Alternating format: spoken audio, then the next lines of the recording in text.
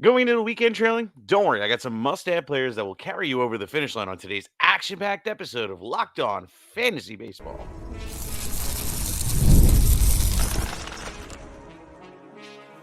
You are Locked On Fantasy Baseball, your daily fantasy baseball podcast. Part of the Locked On Podcast Network, your team every day. Hello, fantasy baseball fanatics, and welcome to the Locked On Fantasy Baseball podcast, brought to you by the Locked On Podcast Network, your team every day. As always, we're your number one source for fantasy baseball knowledge, and thank you for making us your first listen each and every day. I'm your host, Matthew Ane. You can find me on X, Twitter, whatever, on at Matthew_Ane. And if you're listening on the audio, my last name is spelled A as an apple, H as in Harry, N as in Nancy, E as in Echo. And if you're watching on the YouTube, please click the bell below to subscribe to the channel and give you a notification every time we drop a new episode. Also, please leave us a 5-star rating and review on Apple or Spotify. Really helps out the show, and we truly appreciate it. And if you want a little bit more than what we offer on this 30-minute podcast, please check out our Diamond Club on the subtext. The link is in the description below. You get a whole bunch of extra pluses that you don't get here on the podcast that you don't want to miss out, give you the leg up on that competition. It's in the description below. Game off. We got to talk about Monopoly Go. This is a fast-paced game.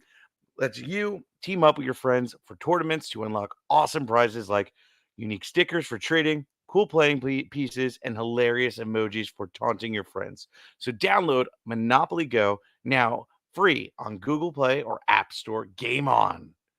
And all right, guys, we're in it. Can't believe it's already towards the end of week 5. And you know what? A lot of players are popping up, a lot of injuries. And we got a lot of stuff to talk about and a lot of players to add, truthfully. So, I don't want to bury the lead here, but we saw Gallon, possibly getting hurt towards the end of the week last week. Now his start is getting pushed back. We're seeing guys getting mowed down, playing zombies on Call of Duty. Like, it's just not great. So I got some guys that should be able to help you get over the hump and possibly bring you home the W this weekend. I'm going to start off with the bats. Then we'll roll into the arms in the second half of the show. So stick around. You're going to want both, I promise. And I want to kick it off with a hot prospect that got called up, and that's Pete Crow-Armstrong. Going into the season early, if you were with me, if you made the team, I was super excited to have him on my teams everywhere. And I'm ranked as like a top 50, 60 outfielder, and with good reason. If you don't know who Pete Crow-Armstrong is, let me tell you who he is before I tell you what he's been doing. And in 2023 in the minors, he had 438 at bats. He had 98 runs. He had 26 doubles, 7 triples, 20 bombs, 82 ribs, 37 stolen bases. Walked 46 times to 129 strikeouts, still batted at 283, had an OBP of 365, had a slug of 511, and an OPS of 876. He had a great minor league campaign in 2023. If he would have gotten over the 500 at bats, 540 at bats, 100 more at bats, then we would have soared another, 4 to 5 more home runs.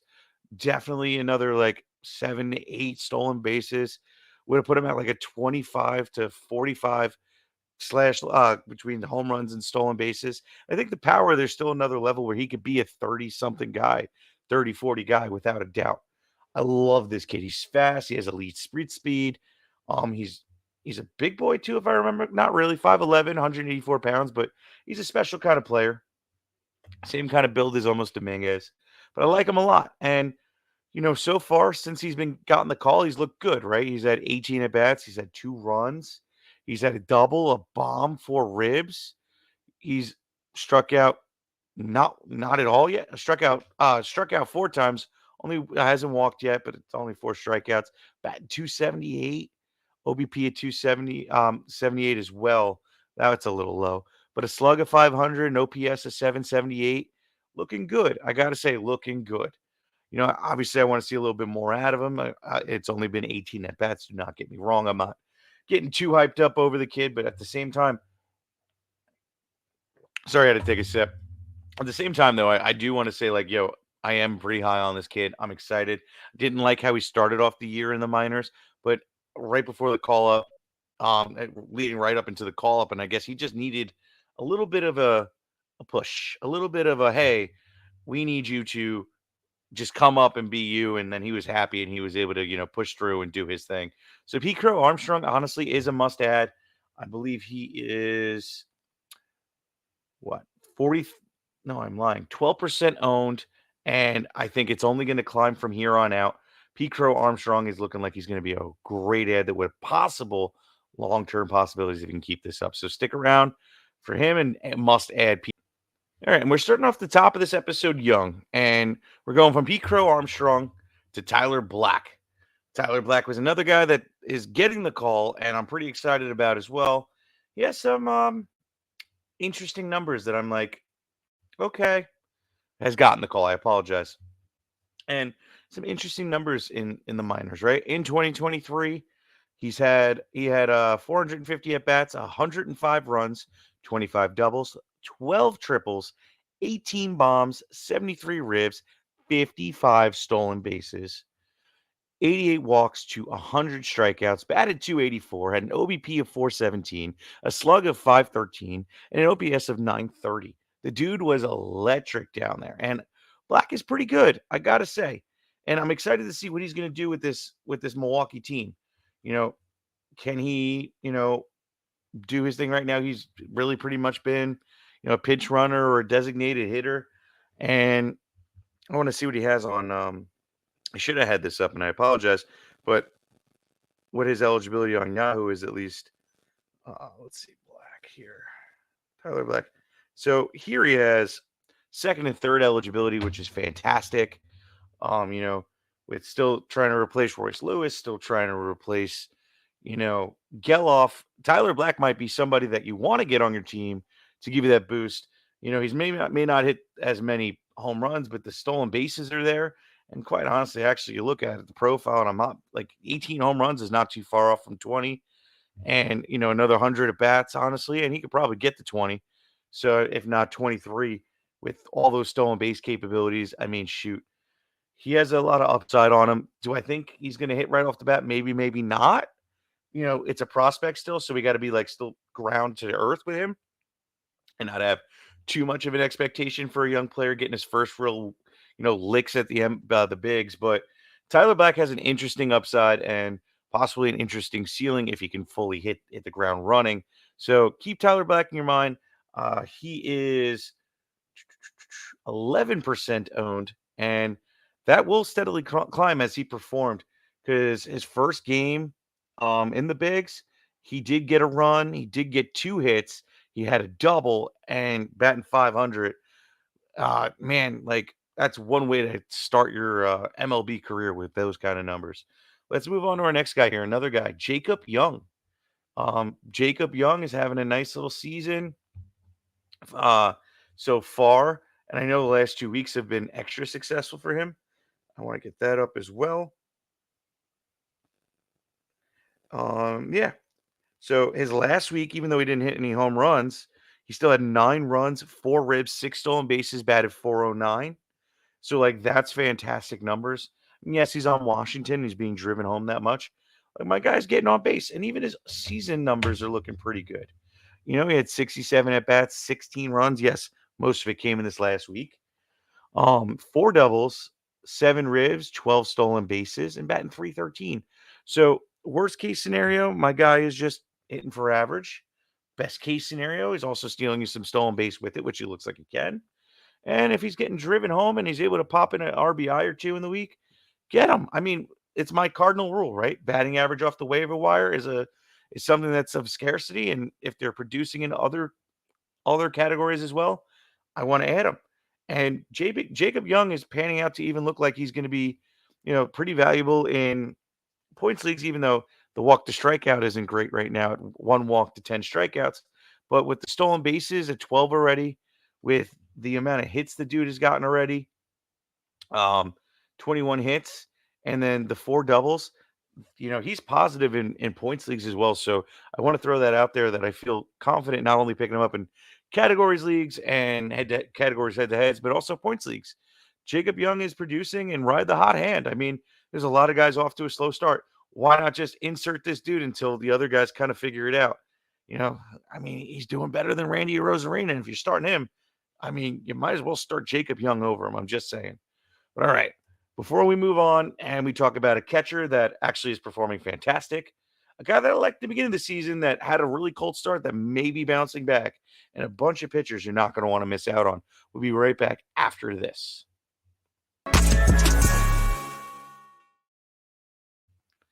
And guys, we're talking FanDuel. It's winner takes all time in the NBA and NHL. And FanDuel is giving you a shot to bring home a big win of your own. Right now, new customers get $150 in bonus bets with any winning $5 bet. That's $150 to bet on spreads, money lines, prayer props, and so much more. If you want to make things a little bit more interesting, make a same game parlay or try betting against your team's rival or something along those lines that will make that game interesting. Your team isn't playing, but your rivals is. You want to see them lose. You're going to root against them anyway. So might as well place a bet on them losing, make it that much fun. Or pick some astronomical wild pick that makes it interesting, that has some crazy odds, and have some fun with it. Right? You won $5 for free. So do it. So visit fanduel.com/locked on and make every playoff shot count. FanDuel, America's #1 sports book. I've been told I have a competitive side, and I'm sure if Dom was here, he'd tell me the same. And yeah, I know I do. I have a competitive side. We all do. That's why you're on this show. That's why you're watching, right? And my competitive side is a big fan of Monopoly Go. I'm sure you've heard of it. It's been downloaded over 150 million times. It's a great twist on Monopoly where you play on not one, but hundreds of different Monopoly boards. It's crazy locations, building up amazing cities that bring you big money. But the best part is messing with your friends. I could charge them rent on iconic properties, just like classic Monopoly. But now I can also rob their vaults and steal their riches for myself. And the leaderboard to show me how big of a Monopoly tycoon I am, and I could rub it in all my friends' faces. But when I'm not rubbing in their faces and they need a little help because they're still my friends, I also team up and we can all enter some tournaments and win some huge rewards. So get in the game and join your friends. Download Monopoly Go now, free on the App Store and Google Play Store.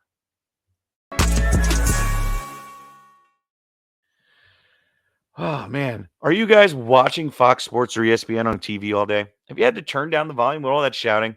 Make the switch to Locked On Sports today, a free 24/7 streaming channel program for you every day to bring you the biggest stories without all the screaming. Locked On Sports today brings you can't miss analysis, opinions, and news streaming 24/7 on YouTube or free on or the free Amazon Fire TV channel app. Part of the Locked On Podcast Network, your team every day at 7 Eastern. Streaming live on Locked On Sports Today 24/7 streaming channel or YouTube or on YouTube or free on Amazon Fire TV channel apps. Also introducing the Locked On Fantasy Baseball Podcast Diamond Club on Subtext, your ultimate fantasy baseball companion this season. Rely on our dynamic content. Get real-time alerts right to your phone, including waiver wire rankings, instant call-up notifications, injury reactions, and a whole lot more. Stay ahead of your leagues by joining the Diamond Club on Subtext today, where your path to victory begins. Subscribe now and elevate that fantasy baseball experience to new levels. And guys, when you first join, we also offer a free 2 weeks, so you don't have to commit to anything. But I'm sure that you will after spending 2 weeks with us. You're really going to have a leg up on that competition. We're going to help you win that league. And I promise, we're going to be here for you throughout the season, answers questions, a whole bunch more. But enough self-promoting. Hold on, let me take a swig of this. There was a lot of talking. And if you can't tell, my allergies are kicking me from here to California. And it's just not great. Oh, man. But I'm going to keep pushing through. We got Mr. Connor Wong. I promised a catcher out of this segment right before the break, and Connor has been pretty good. I gotta say, I like what he's been up to. Right, so far on the season, he has 67 at bats. He has 8 runs. He has a double. He has 5 homers, 13 ribs.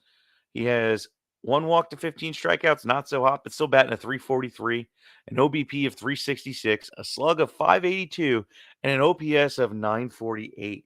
He's looking good right now on a team that's not my favorite, obviously, just outside of the fact I'm a Yankee fan. But Wong is producing out of the catcher position at an abnormally high rate and is really killing it. And he's 20% owned. So if you were trying to bank on Henry Davis this year, which I was one of those people, scoop up Wong. Wong's a solid replacement. Who knows when when Henry Davis is going? I'm thinking basketball. When Henry Davis is gonna, decide to bless us with his talent this season, pick up Wong. Wong is performing. He's 20% owned, and last week was fantastic as well. He had 3 runs, 2 bombs, 5 ribs, batted 412. Like these are like extra boosts in it from a position that doesn't generally contribute at this level. So ride him while he's hot, even though I don't think he's going to cool down for a bit. He's been doing it for at least the last 2 weeks, and even over the last month. He still had 8 runs, 5 bombs, 12 ribs, batted 333 over the month. Wong has been an everyday contributor. Scoop him up now before your opponent does, and now you got to face Wong. Wong must add. All right, like I promised too, a shortstop that was hot spring and finally I think heating up. Zack Netto. Netto is another one. I actually kind of was like thinking, okay, maybe he's gonna, finally break out this year. I loved him as a prospect, I might add, but he just went from this amazing spring and took a complete flop. Like the numbers on the year are ugly. He's batting 228, but over the last like 2 weeks, he's looked great. But the last week was really the kicker. He had 3 runs, 2 bombs, 3 ribs, batted 304. And through the 2 weeks, 5 runs, 2 bombs, 5 ribs, a stolen base, batting 289. So last week wasn't as good as this week, but still great. 12% owned. You're dealing with injuries again at positions that you don't really want to deal with. And Zack Netto is somebody you can instantly slot in and just go, hey, man, like I scooped you up. Please take care of some business for me. Ride the hot hand. If he decides to cool off, fine, drop him. Who cares? We got no long-term commitment. He was a waiver wire pickup. But, you got to kind of figure it out. And I just also want to tell you about the upside of what this kid can possibly be, right?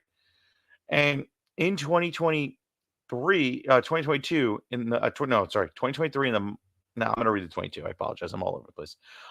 He had a nice little minor league stint, 147 at bats, 24 runs, 9 doubles, a triple, 5 bombs, 27 ribs, 5 stolen bases, walked 12 times to 33 strikeouts, batted 299. And even in 2023, he didn't take long for him to get the call. In that short period of time, again, he had less at bats. He had 40 at bats.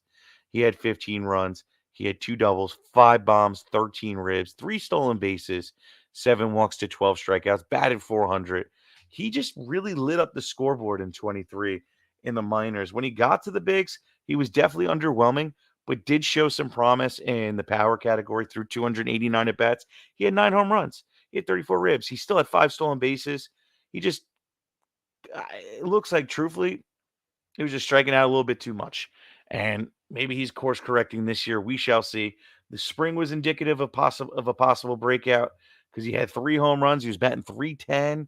He had an OPS of 942, a slug of 603. Like he was looking really good. He had 12 ribs and 4 stolen bases and 58 at bats. Like everything was pointing green, green, green, green, green. Zack Netto, and he just couldn't bring home the dub for him. I don't know why, but ultimately, Netto, I think, is now kind of figuring it out. Maybe it's his time. Maybe it's time to pick him up. I say do it. Zack Netto, I don't believe I said 12% owned.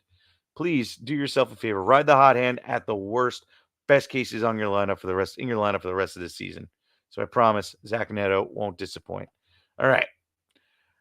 Right after this, we're going to be talking pitchers. I got awesome pitchers coming up, guys like Bryce Elder.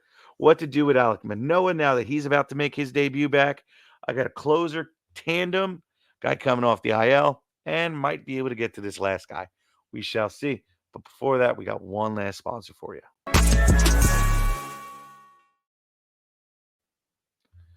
PrizePicks is the largest daily fantasy sports platform in North America. They are the easiest and most exciting way to play DFS. It's just you against the numbers instead of battling thousands of other players, including pros and sharks. You pick more or less than 2 to 6 player projections and watch the winnings roll in. Exploring my skills on PrizePicks this season adds an extra layer of excitement to daily fantasy sports. With just a few taps, you could transform $10 into $1,000 easily. PrizePicks is incredibly user-friendly. You can make a selection and submit your entry in less than 60 seconds. As the host of Locked On Fantasy Baseball, of course, I got to give you some picks. Offer Nestor Cortez to have higher than 5.5 Ks in his next start. Opt for Bryce Harper to have higher than 0.5 total bases in his next outing.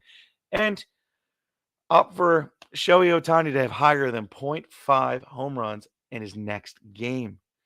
Download the app today and use the code LOCKEDONMLB for first deposit match up to $100. Again, download the app today and use the code LOCKEDONMLB for first deposit match up to $100. Pick more, pick less. It's that easy with Prize Picks. And we are back. And like I promised at the top, we're talking Bryce Elder. Bryce Elder is owned 36% of leagues. And I feel he needs to be added in more. Yes, I understand how the end of his season ended last year. But do you remember what he did on everything before that? He was fantastic. Okay. And yes, he looked absolutely dreadful in spring. Do not get me wrong.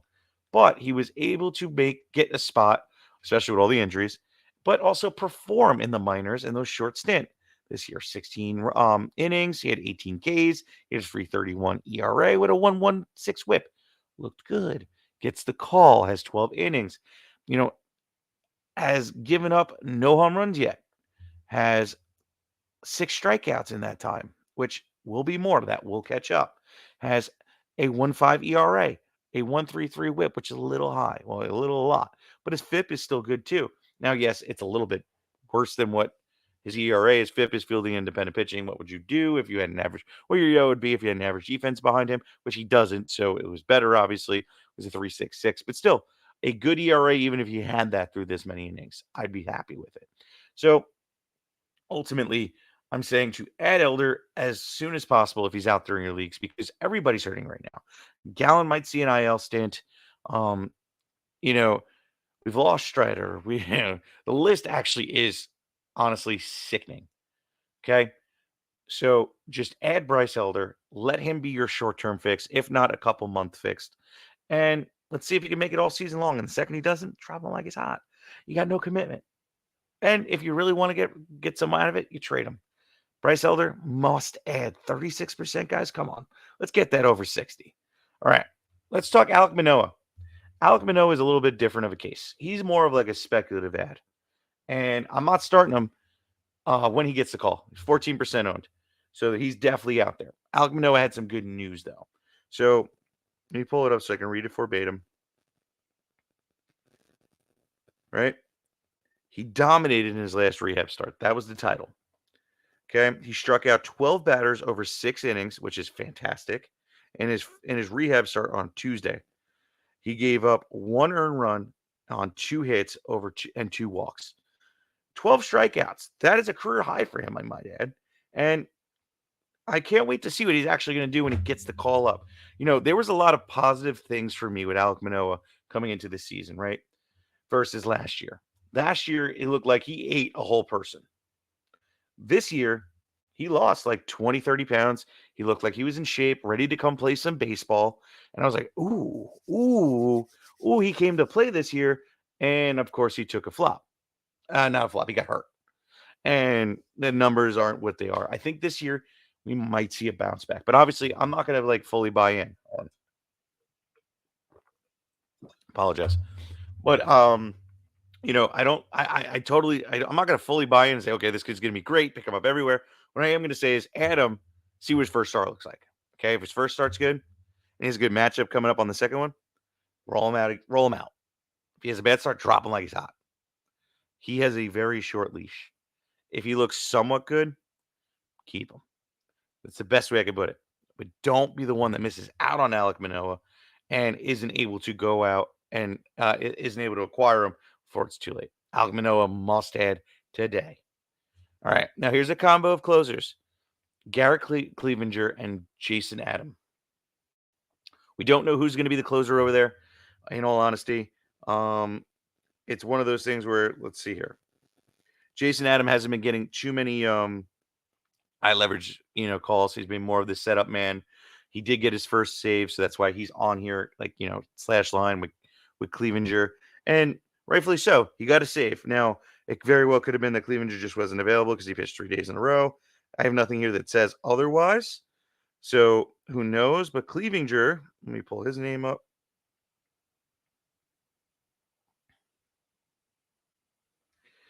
Clevenger has about 2 saves over the last 2 weeks, so about a save a week. He has been getting used and used in high leverage situations. So I'm not sure who exactly to pick up, but I'm picking up one. If I'm leaning a certain way, it's Clevenger. Um, Now, if we hear otherwise that Jason's going to be the one that's going to be getting the job, you go out and you get Jason. Right now, too, let's see what our bets look like here. So Cleavinger's 10% owned, where Adam is 46% owned. So I'm adding Cleavinger just based off of the fact that I saw an article about 2 weeks ago saying he's going to be the one that's going to be getting the save opportunities. Jason Adams is going to be more of a setup man. So that's kind of where I'm leading is Cleavinger. Plus he's going to be out. He's out there in 90% of leagues versus 54% of leagues. So go ahead and add him and see what happens. It's going to be a little bit before. Apologize. I usually have Dom here. To go ahead and give me the guy that's usually there. But anyway, the closer that's normally there for Tampa. But yeah. Anyway, Cleavinger's your guy for now. Let's move on. Let's talk about Tampa. Same team. Taj Bradley. Love Taj. Probably one of my favorite pitching prospects last year. And looked good for a short period of time, but then kind of fell apart. And for no rhyme, no reason. But he's making his way back. He was hurt. And, I think this year he's gonna be good. I think he's gonna take that step forward. Last year in short stints, he was okay. He still had, 104 innings pitched and had 129 strikeouts. The ERA I'm not even looking at. Um, and neither the whip. I don't feel like that's really characteristic of who he is, truthfully. In 2022 campaign, he had 133 innings pitched.